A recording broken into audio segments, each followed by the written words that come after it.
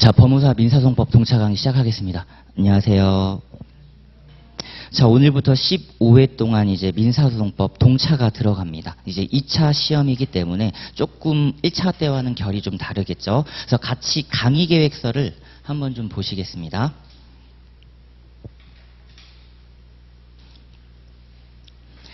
자, 동차에서의 강의 특징은 일단 두 가지라고 보시면 되는데, 일단 민사소송법의 주요 쟁점을 정리해 놓은 쟁점 정리집으로 하나, 그리고 본격적으로 이제 사례를 풀어보셔야 되기 때문에 기출사례 민사소송법 둘입니다. 특히 기출사례의 경우에는 이제 법원행시랑 가장 시험 문제가 유사하기 때문에요. 법원행시 문제를 가장 많이 넣어놨고요. 특히 제가 법원행시 쪽에서도 강의를 하고 있기 때문에. 자, 그리고 법무사는 점수가 좀 낮습니다. 75점이기 때문에요. 주요 쟁점이 어디에서 많이 나오는지 이따 저랑 한번 목차를 살펴보면서 좀 확인 좀 해보실게요. 자, 그래서 첫 번째로 보시면 기출 쟁점을 일단 완벽하게 분석을 하는데, 조금 이제 우려가 되는 게 쟁점 단위로 우리가 공부를 하기 때문에요. 민사소송에서 거시적인 틀은 저랑 같이 한번 보셔야 돼요.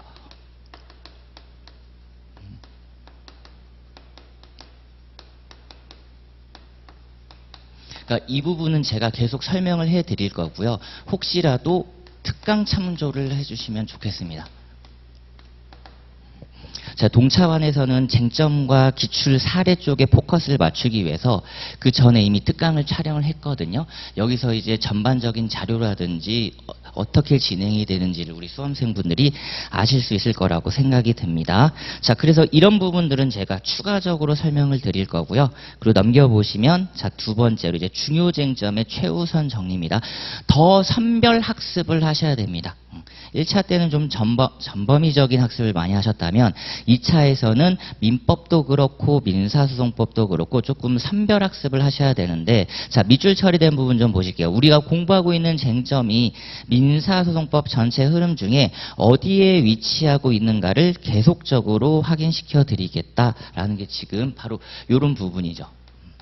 1차 때도 마찬가지겠지만요. 여기서는 기본서 교재 보다 더 중요한 거, 법전이 가장 중요합니다. 그러니까 유일한 커닝 페이퍼잖아요. 우리에겐 치트키가 있단 말이죠. 그래서 법전 활용을 저와 또 어떻게 하는지를 한번 차근차근 확인해 보시겠습니다. 자, 이 구간에 밑에 보시면 특히 구체적인 다방 작성 방법을 알고 싶은 분들은 촬영을 마친 특강이 있으니까 한번 참조해 주시면 좋겠고요. 자, 그리고 중요한 것 역시 3번입니다. 민법과 민사소송 구분, 뗄래야 뗄 수 없는 관계에 있죠. 즉 민법과의 끊임없는 연계라는 겁니다. 민법적인 쟁점이 민사소송법에도 나오고 민사소송법 쟁점이 민법에도 나오기 때문에 이런 부분들을 제가 계속 확인을 시켜드리고요. 그리고 이제 진도표가 지금 밑에 이제 쭉 있는데요. 이 진도표를 보는 것도 좋은데 사례집입니다. 혹시 목차가 있을 수 있거든요. 그 목차 없으신 분은 아마 보충자료에 목차가 없을 수도 있는데, 기출사례 보시면은 그 옆에 법원행시라든지 변호사 시험이라든지 법무사 기출 체크를 해놨거든요. 이런 걸 보시면서 법무사가 어디서 지금 출제가 자주 되고 있는가를 보시면은, 아, 이쪽 부분에 좀 포커스를 많이 맞춰야 되겠구나라고 알 수 있을 것입니다. 자, 그래서 일단 먼저 첫 시간은 오리엔테이션 격으로, 자, 이제 넘겨보시면 바로 민사법 케이스 솔루션, 자, 답안 작성 방법 제시가 되어 있죠. 이 부분 이제 간단하게 보시면서 내가 어떻게 또 준비를 해야 되는지를 차근차근 한번 저랑 함께 검토를 하고 이제 본격적인 내용 들어가 보도록 하겠습니다. 자, 1차 과목이었던 민법, 이제 2차로 넘어오겠죠. 우리가 민법에서는 실체법이라고 해서 어떤 걸 공부했냐면 권리와 의무를 공부했어요. 자, 이제 본격적으로 민사소송 와서는 바로 요거 중심으로 우리가 학습을 하실 겁니다. 특히 권리를 크게 나누면 채권 있고, 그리고 이제 물권 있죠. 그러니까 금전 채권이 가장 자주 나올 거고요. 채권자 대위권, 채권자 취소권이 가장 자주 나올 거고, 그리고 물권의 경우에는 당연히 소유권 관련 영역이 자주 나올 겁니다. 그리고 여기서 이제 분쟁이 발생하면 해결을 해야 되는데, 이제 사적자치보다는 사적자치 해결이 안 됐기 때문에 우리 국가가 나서서 해결을 하겠다라는 겁니다. 자, 그러려면 모두에게 약속이 필요하겠죠. 그래서 지금 들어오는 게 저학습하는 민사소송법입니다. 그래서 민사소송법은 민법에서 문제되었던 권리 분쟁과 관련돼서 제도적 장치를 마련해 두었다고 생각하시면 돼요. 이제 고민스러운 게, 이걸 해결하기 위해서 우리가 소송의 시작부터 소송의 끝까지 과연 어떤 제도를 활용할 수 있을지 거기에 포커스를 맞추셔야 된다는 겁니다. 왜냐하면 제도를 만들어 놓은 취지가 있겠죠. 그리고 이런 제도를 아무나 활용할 수 없을 겁니다. 그래서 이 제도를 활용할 수 있는 절차가 또 본격적으로 마련되어 있을 거고, 그리고 이걸 위반했을 경우에 과연 어떤 제재적 조치가 떨어지느냐, 이거 중심으로 우리는 천천히 학습을 하게 되실 겁니다. 그래서 꺽쇠 1번 들어가며 한번 보시면요. 동그라미 1번에 자, 민법은 개인 사이의 사적인 법률관계 규율하는 법규범이고, 두 번째 줄 보시면 자, 이를 해결하는 제도가 필요하고 그게 바로 민사소송법이다. 즉 민사소송은 사인 사이의 분쟁의 법적 해결을 위해서 소외 제기로부터 판결에 이르기까지, 다시 한번 소외 제기부터 시작해서요 판결까지 오는 이 과정입니다. 여기서 필요한 제도적 장치를 우리는 뽑아내는 거죠. 다만 여기서의 이제 주체는 한 분이 더 등장하는데, 원고와 피고라고 우리가 민법 시간에 봤던 자연인 법인 그분들 말고요. 바로 법원이라고 하는 분쟁 해결의 주체 하나가 더 등장을 하죠. 그러니까 요 제도적 장치는 어떻게 되어 있을까? 이렇게 생각하시면 돼요. 당사자 라인이 하나 있겠죠. 원고 피고 라인이 있을 거고요. 그리고 분쟁의 주체가 이제 해결을 봐야 되니까 바로 해결 주체인 법원의 역할이 이렇게 있을 겁니다. 그렇다면 제도적 장치는 크게 두 가지, 당사자 쪽 하나, 법원 쪽 둘, 이렇게 두 가지로 크게 나눠볼 수 있을 거예요. 자, 다시 읽어보겠습니다. 소외 제기로부터 판결에 이르기까지 원고 피고 및 법원 행위가 연속하여 행하여져 진행되는 재판의 절차가 된다. 자, 그래서 동그라미 2번 보시면요. 자, 밑줄 처리해놨습니다. 분쟁 해결의 제도적 성격을 가지고 있기에 민법보다는 그 과정이 길지 않다라는 겁니다. 민법의 해결 과정이 조금 더 길다라고 치면요, 민사소송법은 그거보다 조금 더 짧다고 볼 수 있어요. 그래서 제가 말씀드렸던 로마자 1번에 개인 사이에서 발생하는 분쟁이 무엇인지, 그리고 이를 해결하기 위한 원고와 피고라는 당사자의 소송행위 끊고, 그리고 법원의 소송행위를 우선 파악하셔야 되겠죠.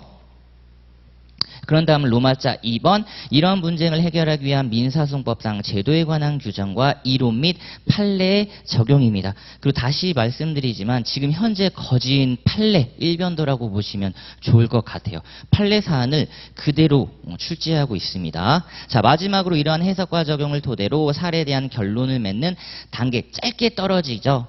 자, 그래서 꺽쇠 2번으로 넘어가 보겠습니다. 설문에서 제시된 사실관계만의 정확한 파악과 분석입니다. 이 사실관계가 판례사안 그대로 출제되고 있다라는 거예요. 그렇기 때문에 조금 경계하셔야 되는 게 동그라미 2번입니다. 밑줄 처리된 부분 보시면 출제자의 의도를 벗어나 스스로 임의적이고 자의적인 사실관계 추가하거나 변경하는 것은 항상 경계를 해주셔야 되고요.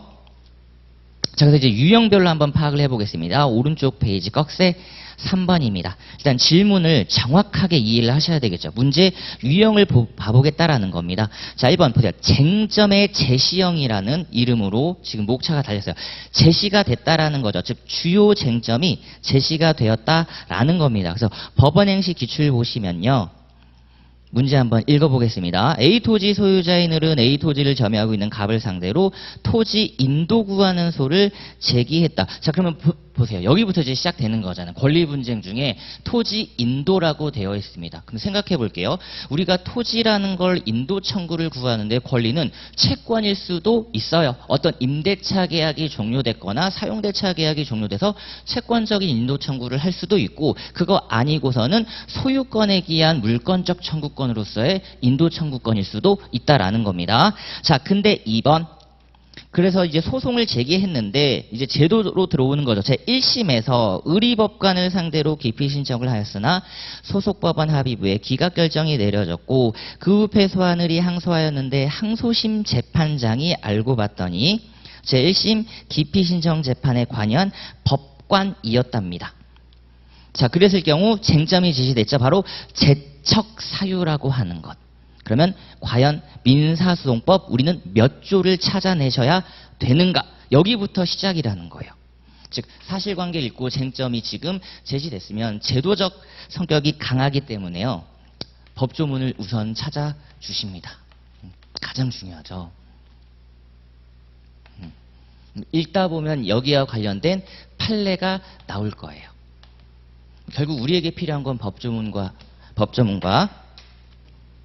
판례 이렇게 두 가지로 일단 학습이 진행될 겁니다.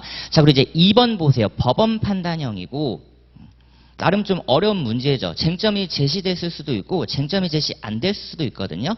자, 법원 행시 기출 한번 읽어보겠습니다. 갑은 을에게 제기한 소가 제1심에서 패소하자 항소하였다. 그러나 갑의 항소는 항소 제기 기간이 경과한 뒤에 이루어진 것이었다. 그러나 항소심 절차가 진행되었고 을은 이에 대하여 아무런 이의 없이 변론하였다. 항소심 법원은 어떠한 판단을 하여야 하는지 설명하시오. 난해하죠. 그렇기 때문에 이런 법원 판단형은 단계를 특히 그리고 문제를 잘 보셔야 됩니다. 첫 번째 줄 봐보세요. 즉 법원 판단을 물어봤다라는 건 투트랙으로 가주시는 겁니다. 첫 번째 줄에 있는 소송 판결인 각하 판결, 즉 소의 적법 판단 먼저 해주시고 그리고 소가 적법하다면 뒤에 이제 본안 들어오겠죠. 본안 판결인 인용 받아들여진 경우 또는 받아들여지지 않은 기각 바로 이 단계일 겁니다.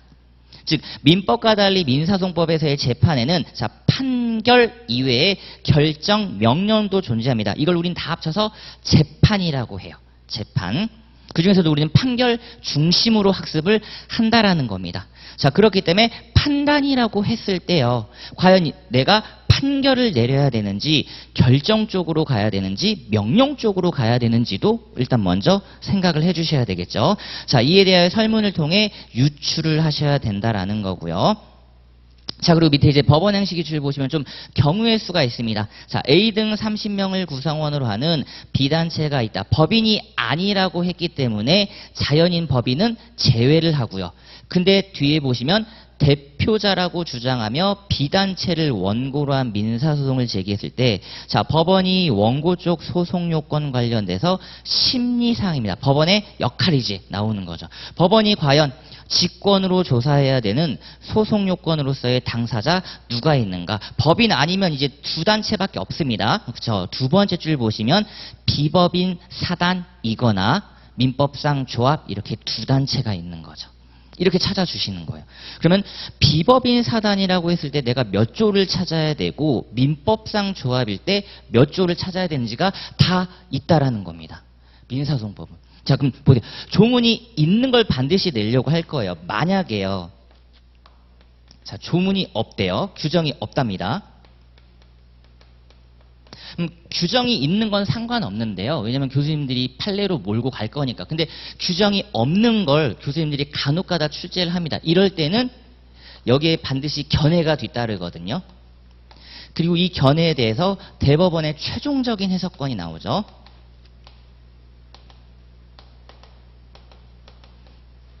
그래서 출제자들이 요구를 합니다. 견해 대립시 안 썼으면 좋겠다. 이거대로 결론을 내리는 게 좋겠다. 출제자가 제시를 해줍니다. 그런 문제들 진짜 많이 보실 거예요. 그래서 제가 계속해서 강조하는 게 이 두 가지 승부를 잘 걸어야 된다라는 거였습니다. 자, 그리고 이제 넘겨보시면요. 자, 법원 행시 기출 이게 이제 대표적인 기본적 사실관계를 바탕으로 해서 쭉 내려와 보실까요? 대표적으로 1번에 밑줄 처리된 부분 보세요. 항소심 법원은 어떤 판단을 하여야 하는지 끊고 여기에 이제 더하기 학설 판례 입장에 따라 구분하여 설명하시오. 이런 문제들도 법원 행시에서는 간혹가다 출제가 됐습니다. 최근에 이제 출제를 안 하고 있지만 예전에는 학설 판례 입장이니까 천천히 이 부분 한번 볼게요. 밑에 본문 내용. 자, 위설문을 보면 항소치하 합의라는 쟁점이 제시되었고 대법원 판례에 따른 결론을 묻는 것이 아니라 오히려 다양한 시각 그렇죠. 학설 판례 입장에 따라 각각 구분하여 설명하시오라고 묻고 있기 때문에 이런 경우에는 일반적인 학설 판례 답안 구성이 아니라는 겁니다. 즉 쟁점, 학설, 판례, 검토 이런 순서로 답안에 얽매일 필요가 없다라는 거죠. 그냥 이 학설에 따르면 법원은 이런 판단을 해야 되고요. 판례에 따르면 이런 판단을 하면 됩니다라고 제시만 해주시면 되고요. 자, 그리고 3번 가장 많이 보게 되실 문제 유형입니다. 기초적인 사실관계를 토대로 끊임없이 밑에 사실관계를 추가하는 문제예요. 자, 여기서 핵심은요. 법원행시기출의 세 번째를 보시면 당구장 표시되어 있죠. 각각 별개 사실이라는 겁니다. 이게 우리 수험생분들 힘들게 하는 거죠. 각각 별개이기 때문에 한 문제 끝나면 머릿속에서 지워주시고 한 문제 끝나면 머릿속에서 지워주셔야 돼요. 각각 별개 문제라는 겁니다. 이건 이제 뒤에서 저랑 함께 보실 건데, 자, 밑에 바로 본문으로 갈게요. 얘는. 자, 민법과 마찬가지로 최근 모든 문제 유형은 사실관계 추가형이며 설문의 쟁점과 그 쟁점에 맞는 판례를 사실관계로 제시해 주는 것이 특징. 다시 한번 읽어볼까요? 설문에서 쟁점과 그 쟁점에 맞는 판례를 사실관계 그대로 제시해 주는 것이 특징이다. 그래서 문제 처음부터 정확하게 잘 읽어 내려가셔야 됩니다. 밑에 보시면 시간이 많이 필요하다. 시간이 많이 필요하다. 그래서 마지막 번째 줄에 신중한 접근이 필요했다라는 겁니다. 자, 그럼 이제 꺽쇠 4번 한번 볼까요? 구체적인 쟁점 파악 및 도출입니다. 두 번째 줄 보시면 구체적인 법적 문제로 전환하는 작업이죠. 우리 수험생분들이 찾으셔야 되는 것. 자, 바로 이 부분입니다. 조금 더 부연 설명을 하자면요. 우리 수험생분들이 헌법 때요. 27조 재판 청구권이라는 걸 공부를 하셨습니다. 재판 청구권의 본질을 뭐라고 헌법이 얘기하냐면 한 번의 사실심과 한 번의 법률심을 받을 수 있어야 한다. 이게 재판청구권의 본질이죠. 이게 무너지면 형해화된다라고 해서 안 된다라고 아마 학습을 하셨을 겁니다. 그리고 나서 대법원은 그 사실심리 끝내고 나서 우리는 뭐 하겠다? 법률심만 판단하겠다. 법률의 적용만 판단하겠다. 그래서 헌법은 사실상 2심제, 법원조직법에서 3심제를 규정하고 있잖아요. 그럼 마찬가지입니다. 결국 이러한 재판을 통해서 이 재판 중에 우리는 저와 함께 예를 지금 학습하는 거잖아요. 그리고 이제 다른 교수님과 형사재판을 하실 거고요. 자, 그러면 마찬가지입니다. 이걸 확인받아야 되잖아요. 그러니까 이게 사실관계로 주어지는 거고요. 그리고 바로 이렇게 법률관계로 전환을 하는 거죠. 그리고 우리 수험생분들이 찾아서 적용을 하는 그 과정에 있다라는 겁니다. 자, 보시면 1번의 쟁점의 제시항 다시 볼게요. 제척사유입니다. 그럼 동그라미 1번에 다시 이 문제를 살펴보면 제척사유에 해당하는지 여부를 묻고 있고 민사소송법 제41조 제척사유를 우선 검토하고 보시면 5가지가 나열되어 있습니다. 그럼 위 사안은 그 5가지 사유 중에 동그라미 2번 어떤 거냐? 한번 천천히 읽어볼게요. 제41조에서 열거하고 있는 제척사유 중에 해당되지 않는 것을 제외해 가면서 이 부분 다시 한번 읽어볼까요? 제척사유 중에 해당되지 않는 것을 제외해 가면서 5호 전심관여 주된 쟁점으로 넘어오시는 겁니다. 이 부분이 왜 중요하냐면요. 형사법에서도 많이 활용이 되실 거예요. 죄책을 골라라 라고 했을 때 안 되는 것, 이걸 찾는 것도 중요합니다. 이거 도출해서 서술하시는 것도 가점이 배점이 있다라는 거예요. 바로 5호만 해당되는 것만 쓰시는 것도 중요한데 이건 당연히 자세히 쓰셔야 되잖아요.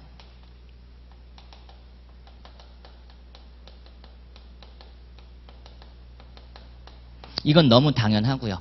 안 되는 것도 가볍게 쓰시는 게 필요하다라는 겁니다. 이 2가지를 하실 수 있을 때 득점이 당연히 높아지겠죠. 안 되는 건 왜 안 되는지 툭툭 치고 빠지고 그래서 나는 여기다. 바로 여기 가는 게 아니라 나는 바로 5호 검토하겠다가 아니라 위에 걸 살펴봤더니 아니고 얘야. 이하에서는 얘 자세하게 살펴볼게. 그게 바로 동그라미 2번에서 제가 의도하고 있는 내용입니다. 제척사유 중에 해당되지 않는 것을 제외가는 방법. 나중에 이제 이건 민법대 권리 찾는 싸움도 충분히 하실 수 있을 거예요. 자, 이제 2번 보십니다. 법원 판단형 조금 어려운 문제에 속했고요. 두 번째 줄 보시면 을이 아무런 이의 없이 변론하였다. 자, 요게 핵심 키워드거든요. 우리 민사소송법에서 당사자가 아무런 이의 없이 변론을 하였다라는 건 크게 문제 삼지 않겠다라는 겁니다. 그럴 때 나올 수 있는 말이 밑에 바로 소송 절차의 흠의 치유예요. 치유. 과연 민사소송법 몇 조일까? 여기부터 또 차근차근 학습을 하셔야 되고요. 자, 그럼 이제 꺽쇠 5번부터 가봅니다. 동그라미 1번. 민사소송법이 당연히 적용되고요. 정확한 조문을 바로 찾아내는 것이 무엇보다 중요하고, 민사소송법은 절차법이기 때문에 제도적 성격이 민법보다 더욱 강하다. 따라서 관련 제도의 조문만 찾아 놓아도 반은 성공이라고 말을 하는 이유입니다. 그래서 평소 법전 찾아보는 학습이 진행되지 않는다면 조문 누락뿐만 아니라 쟁점 자체가 누락되는 위험이 발생할 것이다. 그래서 지금부터는 진짜 법전을 자기 몸처럼 다뤄주시면 좋겠습니다. 자, 다음 페이지 넘어가 볼게요. 동그라미 2번. 자, 그리고 여기서 이제 조문과 관련된 이론과 구체적인 판례. 이제 이론 쪽보다는요, 이론은 이제 개념 정도 위주로 잘 서술을 해주시면 좋을 것 같아요.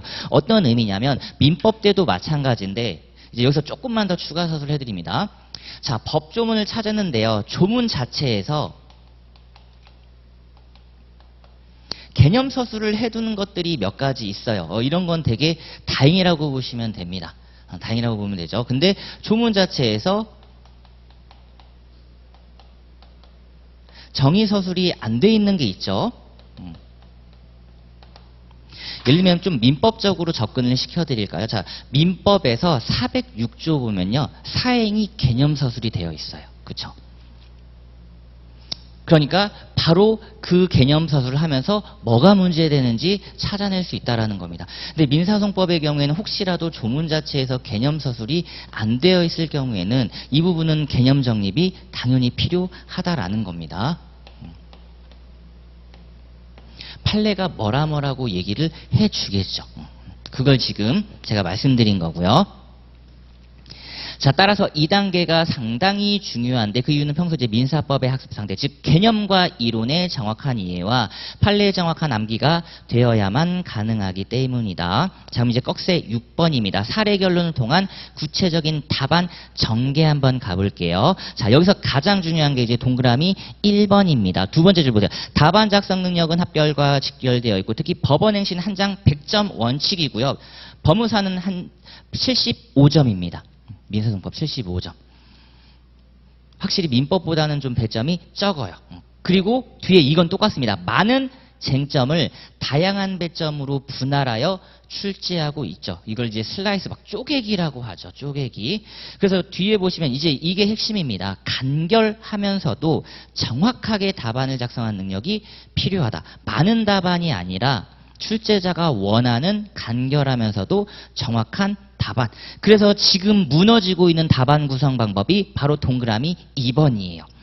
원래 사례형에 대한 답안 구성은 스탠다드 이렇게 들어가죠. 쟁점의 정리 찾아주시는 것, 일반론, 그리고 로마자 3번에서 구체적인 쟁점, 이론, 판례, 그리고 로마자 4번에 구체적이고 정확한 적용 및 포섭, 이걸 이제 소결이라고 표현하시는 분도 계시고요. 그다음에 로마자 5번이 결론 부분이죠. 쟁점의 해결 단계로 구성되는데 이제 이게 조금 뒤집어졌다라는 겁니다. 차근차근 볼게요. 자, 1번입니다.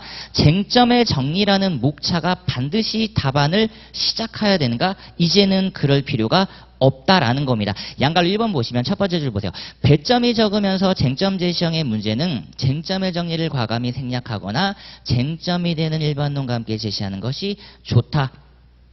그래서 지금 최근 배점 막 5점, 6점 이런 문제들이 등장하기 시작했다라는 겁니다. 그렇다면 쟁점의 정리를 시작하시면서 부담감을 가질 필요가 없다라는 거죠. 자, 근데 양갈로 2번 보시면 쟁점 도출 내지 법원 판단행의 경우 최소 15점 배점부터라면 쟁점의 정리 시작하는 게 좋은데요. 쟁점의 정리 시작하는 게 좋은데, 자, 5번째 줄 보시면요. 수험생 입장에서 출제자가 의도한 질문에 대한 쟁점을 파악하였다는 어필이 될 것이며 앞으로 전개될 답안 구성을 미리 제시하는 것이기 때문이다. 그쵸. 난 앞으로 이걸 쓸 거야. 네가 지금 묻고자 하는 게 이거지. 그렇다면 나는 여기에 대해서 이제 말을 할게. 다만 조심스러운 부분입니다. 단 쟁점의 정의는 표현 그대로 문제되는 쟁점을 간단 명료하게 작성하는 겁니다. 설문의 정리를 원하는 게 아니에요.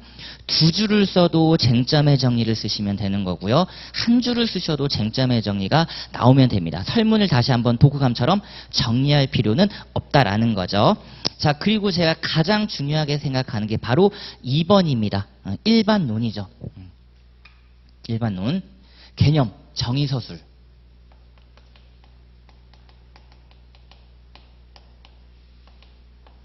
반드시 얘는 조문과 함께 쓰시는 게 가장 좋습니다. 자, 2번 들어가 볼게요.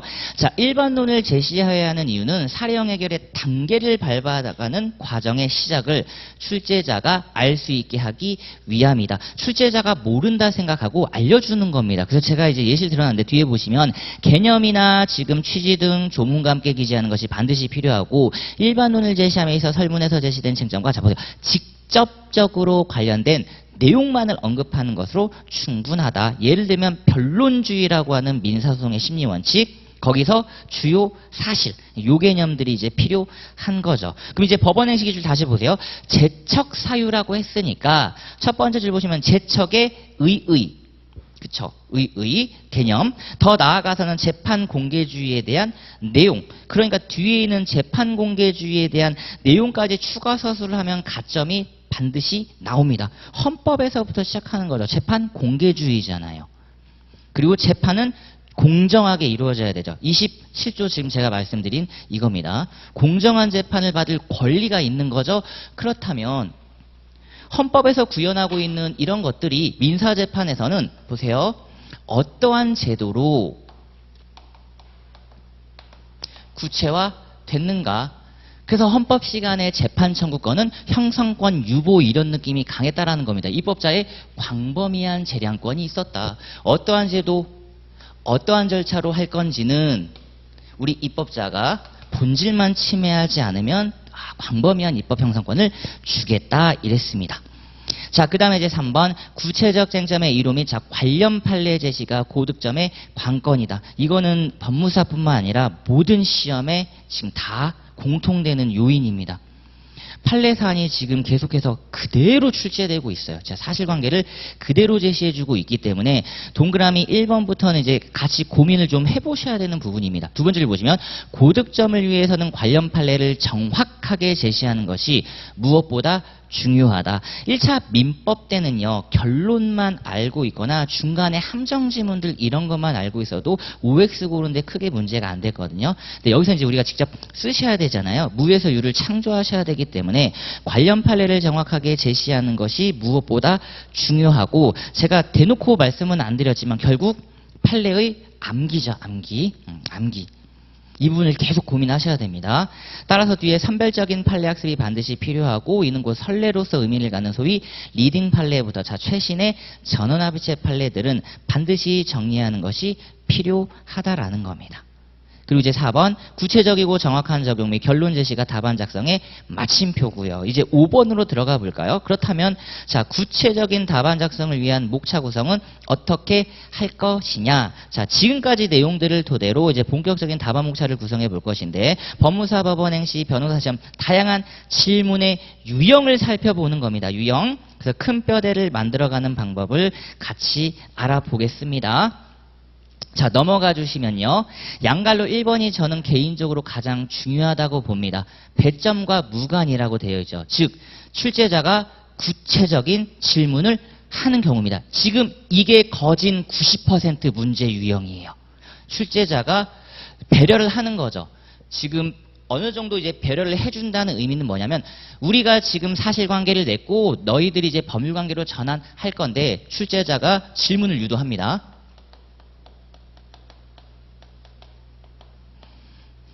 자, 그럼 고민하지 마시고요.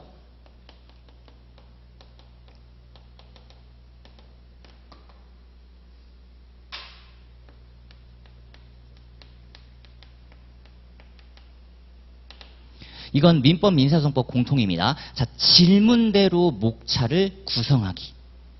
그대로 가시는 거예요. 그러니까 고민을 하지 마시라는 거죠. 내가 고민해야 되는 건 답안을 어떻게 정갈하게 작성하고 어떻게 꾸미느냐, 이걸 고민하셔야 되는 거지 목차를 고민하지 마시라는 겁니다. 질문대로 목차를 빡 구성하시는 거예요. 대표적인 자 변호사 시험 기출 한번 볼게요.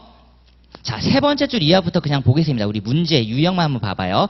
이 사건 소재기 전에 을이 이미 사망하였는데 이를 알지 못한 갑은 을을 상대로 소를 제기했다. 갑은 이 사건 소재기 후 갑은 피고를 을의 상속인 H로 바꿀 수 있는지와 끊고 그 근거를 설명하시오. 그럼 두 가지잖아요. 목차는 H로 바꿀 수 있는지 여부, H로 바꿀 수 있는 근거. 자, 밑에 두 번째 줄 보세요. 고민도 안 하고 저는 이렇게 목차를 잡는다라는 겁니다. 상속인으로 바꿀 수 있는지 여부 끊고 두 번째 목차는 상속인으로 바꿀 수 있는 근거. 요것도 길다. 그럼 뒤에 1번 결론, 뒤에 2번 근거. 이렇게 써주시면 됩니다. 그리고 법원 행시 기출 한번 문제 볼까요? 세 번째 줄 이하 보세요. 위 판결이 적법한지 여부에 관하여 끊고 변론주의와 성명권 관점에서 설명하시오. 배점도 25점입니다. 그렇다면 목차 두 가지는 무조건 들어오셔야 되는 거죠. 자, 2번 동그라미 2번 확인해 볼게요. 자, 배점이 25점이기 때문에 쟁점 정리부터 시작하는 것이 일단 기본적인 답안의 구성 방법이다. 그럼 앞에 보세요. 1번 쟁점의 정리. 일단 이건 둘째치고 뒤에 목차 보시면 변론주의 관점에서 판결의 적법 여부. 그럼 변론주의의 개념 나올 거고요. 변론주의의 내용 나올 거고 변론주의 위반 시 효과 나올 거고요. 3번도 마찬가지겠죠. 성명권의 개념 나올 거고요. 성명권의 내용 나올 거고요. 그거 제대로 하지 않았을 때의 효과가 나올 겁니다. 조금 더 축약한 답안 보여드릴까요? 두 줄 밑에 쟁점의 정리와 사안의 해결을 생략한 1번 변론주의 관점에서 판결의 적법 여부. 어때요? 출제자가 물어보는 대로 답안 구성을 했죠. 2번 성명권 관점에서 판결의 적법 여부. 이렇게 목차를 구성하는 것도 계속 고민을 해보시는 게 좋을 듯 합니다. 그 다음에 오른쪽 페이지 한번 볼까요? 양갈로 2번. 자, 배점이 15점 또는 20점 이상이면서 질문 스타일이 세 번째 줄 이하 다시 한번 확인해 볼게요. 항소심의 재판장이 제1심 기피 신청 재판에 관여한 법관이라면 재척 사유에 해당하는지 끊고 자 설명하시오. 이런 부분들은 대부분 쟁점의 정리로 같이 들어갑니다. 설명하시오 부분은요. 느낌이 뭔가 딱 명확하게 주진 않았죠. 출제자가 어떤 질문을 유도한 게 아니라 설명해 봐라라고 되어 있기 때문에요. 이런 경우에는 네 번째 줄 보세요. 쟁점의 정리부터 들어갑니다. 그럼 2번이 일반론이죠. 재척의 의의, 사유. 그리고 3번이 아까 말씀드렸던 5호의 전심 관여입니다. 목차는 조금 심플하죠. 자, 그리고 법무사기 줄 보세요.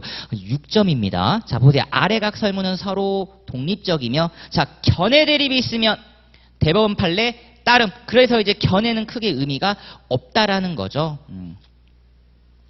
견해 대립이 있으면 대법원 판례 따름. 즉 읽어봅니다. 당사자가 법원의 문서 제출 명령을 받고도 제출을 거부한 경우 보세요. 이게 위반 시 제재 조치라는 거예요. 그러니까 이런 걸 물어보는 겁니다.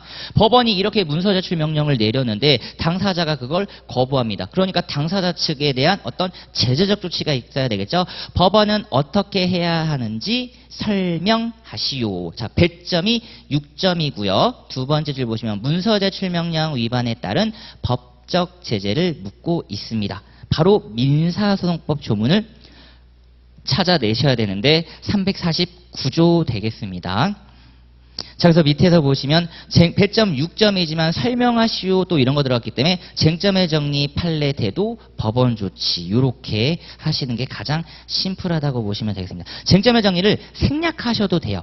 다만 2번 판례 태도에 349조는 제시를 해주셔야 된다는 겁니다. 그러니까 둘 중에 하나예요.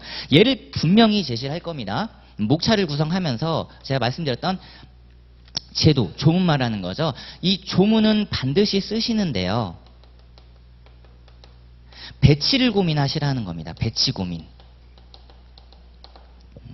나는 쟁점의 정리라는 목차를 따로 잡고 거기서 쓰겠다. 이런 분도 계실 수 있고요. 아니다. 원래 판례 내용을 읽어보면 판례 내용에서 조문이 같이 나오지 않느냐. 그러면 나는 그냥 바로 판례 태도에서 조문을 같이 쓰겠다.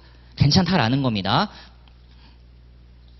자, 그래서 밑에 이제 보시면 양갈로 3번 문제죠. 자, 민사소송법의 특징인 가장 좋은 문제, 소의 적법성을 묻는 문제입니다. 소의 적법성이에요. 내가 제기한 소송이 적법하냐? 적법하냐? 자, 밑에 법무사 기출 문제입니다. 법무사 기출 문제. 법원 행시 아니고 법무사예요.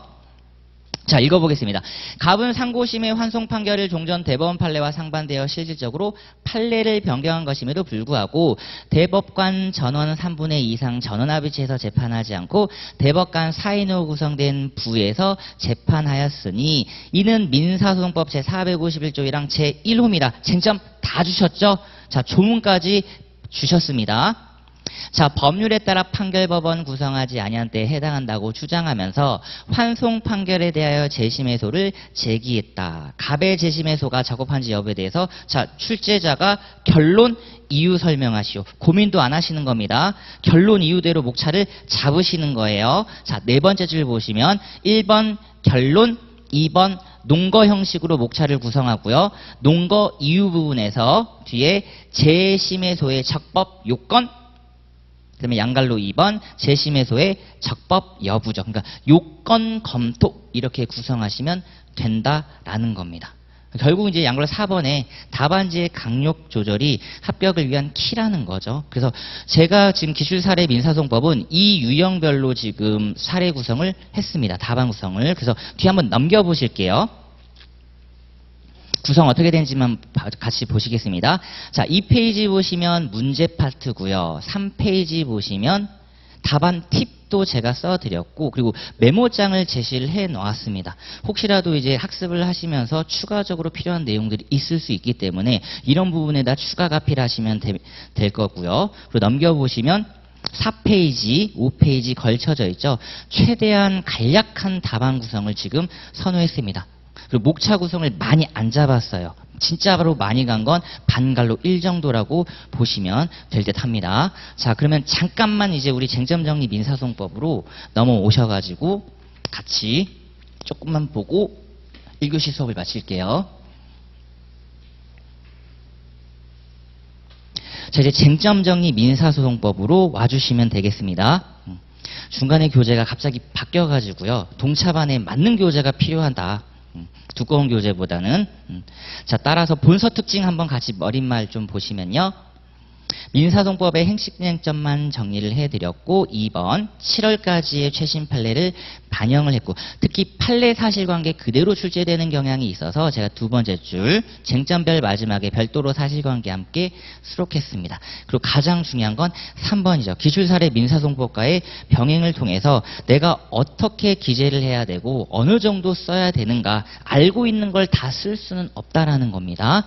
자, 그리고 이제 넘겨보시면요. 쟁점이 72번까지 있습니다.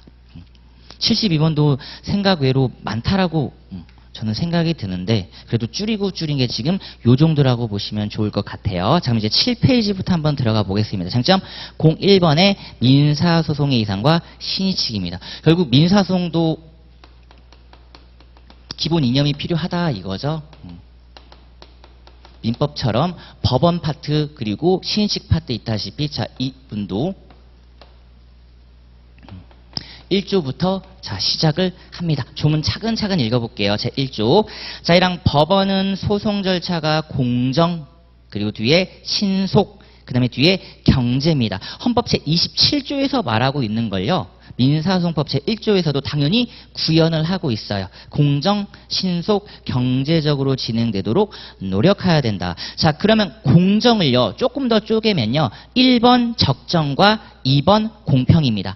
얘네들 합쳐서 공정이라고 한 거예요. 우리 개념 요소만 가볍게 볼게요. 적정의 가번. 자, 법관은 올바르게 사실을 확정하고, 맞죠? 한 번의 사실심, 뒤에 확정된 사실의 법을 올바로 적용한다. 한 번의 법률심. 그리고 이러한 재판을 통해 사회정의를 구현한다. 이게 바로 이제 민사소송의 목적이기도 하죠. 이걸 위해서 자, 나번 보세요. 다양한 제도적 장치를 두고 있다. 눈으로만 한번 쭉 보겠습니다. 우리는 앞으로 이제 이런 걸 공부할 거예요. 변호사 대리 원칙, 구술주의, 직접주의, 성명 의무, 지적 의무, 그리고 뒤에 삼심제도, 재심제도 등 불복 신청제도 이런 걸 두고 있고요. 그다음에 2번 공평이죠. 공평. 무기례 등의 원칙이라고 보시면 됩니다. 가번. 법관은 중립적 제3자의 위치에서 편파됨이 없이 양쪽 당사자의 진술을 경청하여야 하며 각자 자기 이익을 주장할 수 있는 기회를 동등하게 부여하여야 한다. 그리고 이러한 동등 기회 부여 제도가 바로 나번의 법관 중립성인 제척, 기피, 회피, 소송 절차의 중단, 중지 제도, 그리고 밑에 보시면 준비 서면에 예고하지 않은 사실의 진술 금지 제도 등을 바로 제도적으로 구현하고 있다라는 겁니다. 자, 그 다음에 3번 신속이죠. 신속한 재판을 받을 권리 가번입니다. 자, 권리보호의 지연은 권리보호의 거절과 같은 것이므로 소송 촉진은 아무리 강조해도 지나친 것이라고 할 수 없는 것이며 이는 법원의 의무인 동시에 우리 헌법 제27조 제3항 전문에서 보장하고 있는 국민의 기본권 중 하나죠. 이런 신속을 위해서 둔 제도적 장치가 뭐가 있을까? 양갈로 나번 보시면요. 뒤에 제소 전 화해 절차. 그렇죠. 그러니까 사적 자치를 구현한 제도, 조정, 화해, 중재 이런 것들입니다. 그리고 뒤에 적시 제출주의, 밑에 보시면 실기한 공격 방어 방법에 대한 각하, 그리고 법무사에서도 기출된 기일 불출석에 대한 제재, 조치. 항상 이런 게 나온단 말이에요. 당사자야 출석해서 말 좀 해봐 라고 민사소송법이 제도적 장치를 부여해 줬는데 그걸 누리지 않겠다라는 겁니다. 그럼 거기에 대한 제재 조치가 반드시 뒤따른다라는 거죠. 그런 걸 이제 같이 공부하는 거고요. 4번은 경제입니다. 바로 소송 경제와 관련된 제도거든요. 나번 보시면 현행법은 추인제도, 민사소송법도 추인제도가 있습니다. 그리고 이익권의 상실에 의한 절차상흠의 치유제도, 아까 잠깐 문제로 봤죠. 그리고 답변서 제출 의무와 정말 중요한 제도죠. 무변론 판결제도입니다. 변론 없이 바로 판결이 떨어지는 거예요. 원고 피고의 말을 들어올 필요가 없다라는 겁니다. 자, 그 다음에 넘겨보시면 자 로마자 2번이거든요. 신의 성실은 조금 중요합니다. 신의 성실 원칙은 조금 중요해요. 얘는 설명을 좀 하겠습니다. 자, 보세요. 민사소송의 이제 기본 이념 지금 신의칙과 함께 공부하고 있는데 우리가 소송이라고 하는 건 소의 제기 단계부터 판결까지 가는 그 과정이라 그랬어요. 그러면 아까 잠깐 문제로 봤다시피 요게 적법하게 제기가 돼야 된다라는 겁니다.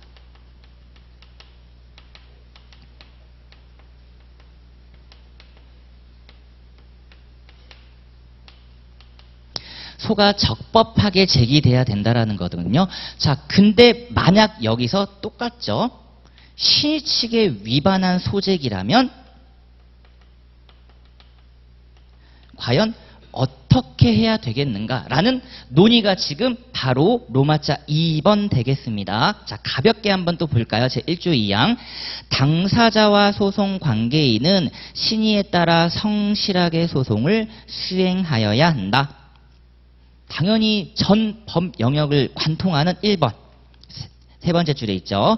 민사소송에서도 당연히 적용 지배되는 대원칙이고, 자, 2번에 적용 범위 보시면 양갈로 1번, 자, 주관적 범위, 사람에 관한 거죠. 두 번째 줄 보시면 당사자인 원고 피고만이 아니라 보조 참가인 법정소송 대리는 물론 증인 감정인 나아가 조사 송고 속탁을 받은 자에게까지 미치고, 자, 바로 제가 말씀드린 부분이 바로 양갈로 2번입니다. 민법과의 차이점이거든요. 객관적 범위와 관련하여 다른 제도와의 관계입니다. 즉 객관적 범위란 말은 다른 제도와의 관계를 말하는 거고요. 로마자 1번 보시면 일반 조항으로의 도피나 남용은 바람직하지 않으므로 예외적 보충적으로 적용해야 한다는 예외적 적용설. 이게 민법의 입장인 거죠. 민법은 신의칙이 보충적으로 적용된단 말이에요. 자, 근데 로마자 2번입니다.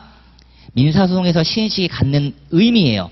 부재소 특약에 위반하여 제기한 소는 권리보호이익이 없고 또한 신의칙에도 반한다라고 해서 바로 소의 부적법이 나와버리는 겁니다. 소의 부적법. 이따 뒤에서 다시 한번 또 확인을 해볼게요. 자, 그러면 민법과 마찬가지로 어떻다? 발현 형태, 파생 원칙이라고 보시면 됩니다. 토탈 4가지가 있고요. 중요한 건 양갈로 3번입니다. 양갈로 3번. 자, 일단 양걸로 1번부터 볼게요. 소송 상태를 부당하게 형성했다. 재판 청구권 남용이라고 보시면 되겠죠. 그다음에 양갈로 2번. 민법처럼 선행행위와 모순되는 후행행위 금지 그겁니다. 모순 금지 및 금반언이죠. 두 번째 줄 보시면 종전태도와는 모순되는 거동으로 나오는 경우 뒤의 거동은 신식상 허용되지 않는답니다. 자, 근데 양갈로 3번은 1쟁점 정도가 가능하거든요. 바로 소송상 권능의 실효입니다. 얘는 여기서 붙는 거죠. 헌법 제27조. 지금 재판 청구권이란 걸 우리가 보장해주고 있는데요. 헌법 공부 조금 더 해볼까요? 우리 헌법은 요거 제도는 없는 것 같아요.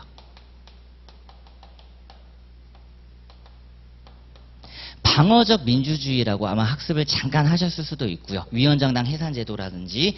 자, 근데 우리 헌법은 기본권 자체를 실효시키는 제도는 두지 않았다라는 겁니다. 그럼 이미 정답이 나왔죠. 항소권 자체를 실효시킨다? 말이 안 되는 거예요. 헌법에서도 기본권 실효제도를 두고 있지 않은데 그거보다 하위 규범인 민사소송법에서 소송상 권능을 실효시킨다? 극히 신중을 기해야 된다라는 겁니다. 왜냐면 이건 재판 청구권 자체를 박탈하는 결과를 초래하기 때문에 그렇겠죠. 자, 반갈로 1번부터 읽어볼게요. 자, 가번. 당사자 일방이 소송상의 권능을 장기간에 걸쳐 행사하지 않은 채 방치하였기 때문에 행사하지 않으리라는 정당한 기대가 상대방에게 생기고 상대방이 그에 기하여 행동한 때에는 자, 시행식상 소송상의 권능은 이미 실효된 것으로 보아야 한다. 대표적인 게 나번에 노사 간의 관계 바로 무효 확인 소송에서 많이 이루어지고 있고요. 자, 그럼 이제 본격적으로 확인해 봅니다. 9페이지에 반갈로 2번이에요. 민법 때도 봤던 기출 문제이기도 하죠. 1차 민법 기출. 자, 읽어보겠습니다. 판례는 실효의 원칙이라 함은 권리자가 장기간에 걸쳐 그 권리를 행사하지 아니함에 따라 그 의무자인 상대방이 더 이상 권리자가 권리를 행사하지 아니할 것으로 신뢰할 만한 정당한 기대를 가지게 되어 상대방이 그에 따라 일정한 행동을 한 경우에 새삼스럽게 권리자가 그 권리 행사하는 것은 법질서 전체를 지배하는 신의 측에 위배되어 허용되지 아니한다는 것을 의미하고 항소권과 같은 소송법상 권리에 대하여도 자, 이러한 원칙은 적용될 수 있다. 그래서 적용은 시키는데 그 요건을 엄격하게 하고 있다라는 것만 알아주시면 되겠습니다. 자, 그럼 이제 양걸로 4번은 소권의 남용금지입니다. 민법 제2조 권리남용이 소권 남용금지로 들어온 거고요. 자, 중요한 건 3번이죠. 제가 지금 말씀드리는 요 부분입니다. 우리가 원하는 지금 소적법 문제와 관련된 거죠. 자, 읽어보겠습니다. 자, 시행칙 위반의 효과는 뭐다? 양걸로 1번에 직권조사 사항이고요. 두 번째 줄 강행법규 맞습니다. 자, 그리고 양갈로 2번 시행칙에 반하여 제기된 소에 대하여 자, 판례는 권리보호 이익이 없는 것으로 귀결되어 자, 부적법 각하죠. 형광펜을 쫙 그어주시고요. 부적법 각하입니다. 부적법 각하. 이게 민법이랑 다르죠.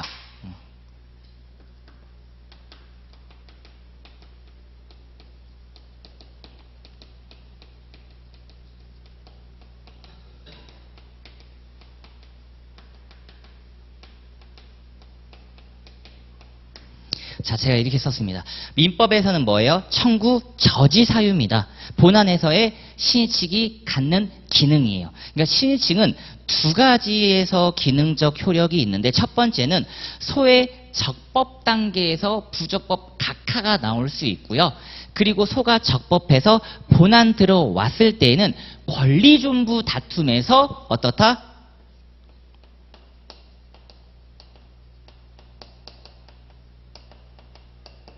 청구 저지 사유가 됩니다. 그쵸? 바로 기각 사유죠. 여기는 이제 이렇게 쓸 수 있겠네요.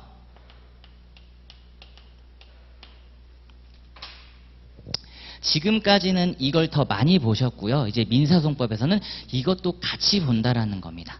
같이 본다. 그렇게만 알아주시면 좋을 것 같고요. 자, 그 다음에 넘겨보시면 이제 10페이지인데 이 부분 제가 좀 틀 좀 잡고 우리 수험생분들 잠깐 쉬도록 하겠습니다.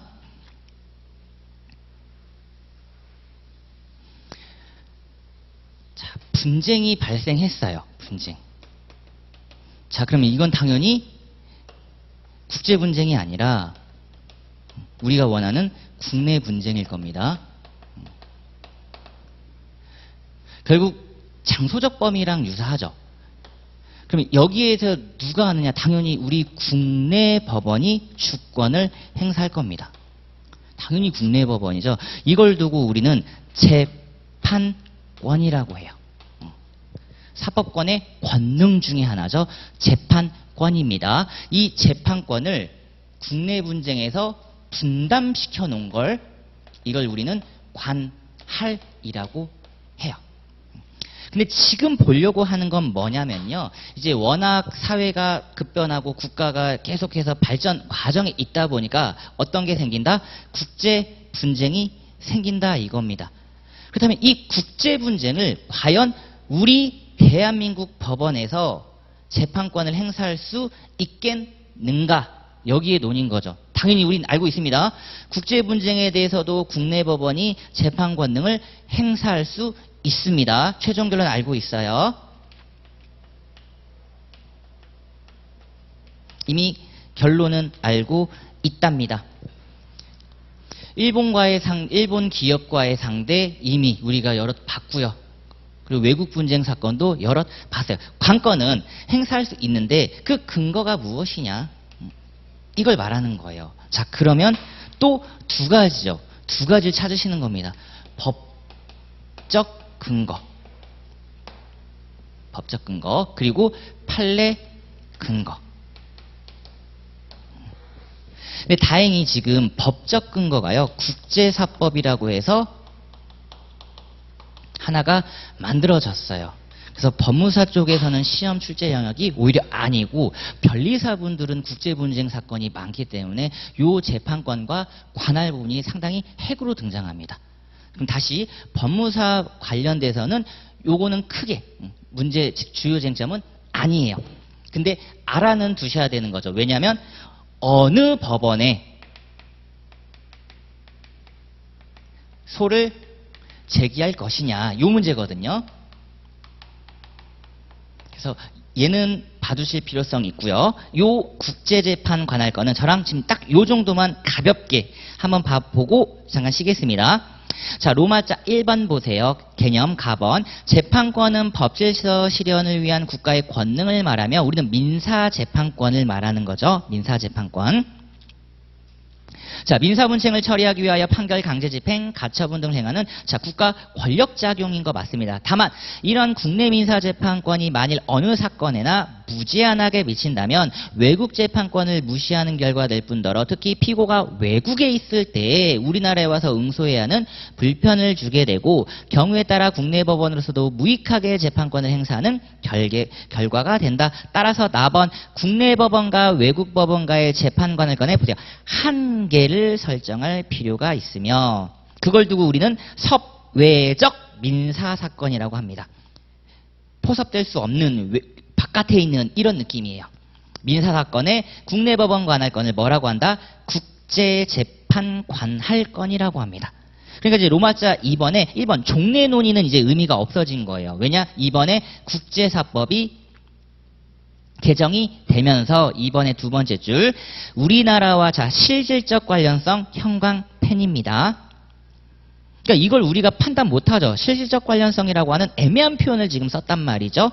이걸 토대로 우리 법원이 할 수 있는지 없는지를 따져보겠다. 그렇다면 3번으로 넘어가 보겠습니다. 과연 실질적 관련성은 어떤 걸 봐야 되는가? 가번.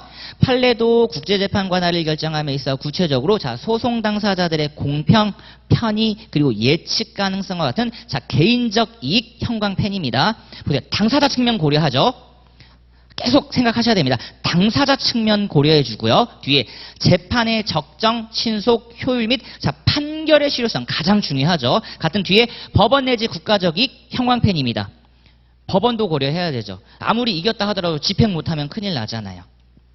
그래서 외국 기업과 일본 기업과 싸워서 지금 인용 판결을 받았는데 지금 강제 집행 들어가려고 한다. 그렇다면 매각해가지고 그 돈으로 해드려야 되는데 어떻게 하냐. 바로 요런 게 밑에 보시면 실질적 관련성이라고 하는 겁니다. 우리가 따지는 게 아니라 법원이 따져주는 거예요. 어쩔 수 없지. 자, 그러니까 가장 좋은 건 외교적으로 11페이지의 로마자 3번입니다. 합의하면 좋겠죠? 한번 확인해 볼까요? 가번.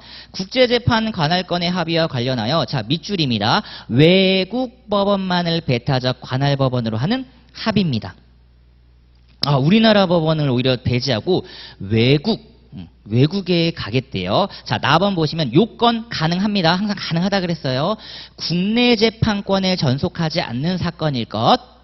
합의한 외국 법원이 당해 사건의 국제재판 관할권을 가질 것. 그리고 로마자 3번 뒤에 보시면 표현이 이제는 합리적 관련성이라는 표현으로도 바뀌었네요. 실적 관련성, 함적 관련성. 그리고 중요한 게 우리 민법적 요소 들어오셔야죠. 밑에 그와 같은 전속적 관할 합의가 현저하게 불합리하고 불공정하지 않는 한 그 관할 합의는 유효합니다. 그래서 외국에도 파견하기도 하죠. 그래서 크게 문제 안 되고요. 자, 얘도 로마자 4번 가번의 소송 요건이라는 겁니다. 그렇죠. 지금 제가 요거 말씀드리고 있죠. 어느 법원에 소를 제기할 것이냐? 소송의 요건입니다. 어느 학원에서 법무사 강의를 들을 것이냐? 여기부터 시작인 거잖아요. 그래야지 어떻게 해요? 신청을 하시고 강의 들어오셔서 강의를 수강할 수 있는 거죠. 지금 우리는 2단계라는 겁니다. 2단계 소송 요건이란 말은. 따라서 뒤에 보시면 이는 외국 판결의 승인 요건도 되고 다만 우리나라 법원에 국제재판 관할권에 흠이 있으면 소를 각하할 것이 아니라 각하할 것으로 뒤에 소송 이송에 의하는 토지관할 법리를 달리한다. 역시 마찬가지로 소를 각하의 형광펜입니다. 자, 부적법 각하. 들어올 수 없다라는 거죠. 들어올 수 없다라는 겁니다. 그래서 여기까지가 지금 스탠다드로 들어왔고요. 자, 그러면 지금 뭘 먼저 또 이제 보려고 하냐면요. 이제 여길 봅니다. 자, 관할은 아직 조금만 있다 보고요. 어느 법원에 소를 제기할 것인가 봤을 때 이 법원의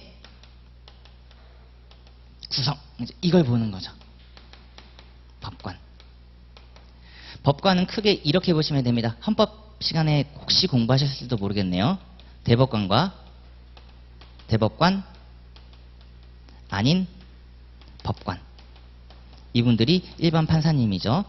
이분들을 합쳐서 우리는 법관이라는 개념을 썼습니다. 그렇죠? 그러면 여기서 말하는 법관은 다 들어가는 거네요. 그렇죠? 다 들어가는 겁니다. 바로 이분들에 대해서 잠깐 쉬었다가 같이 공부를 하겠습니다. 그게 바로 쟁점 03번 법관의 제척이에요. 제척. 잠깐 쉬겠습니다.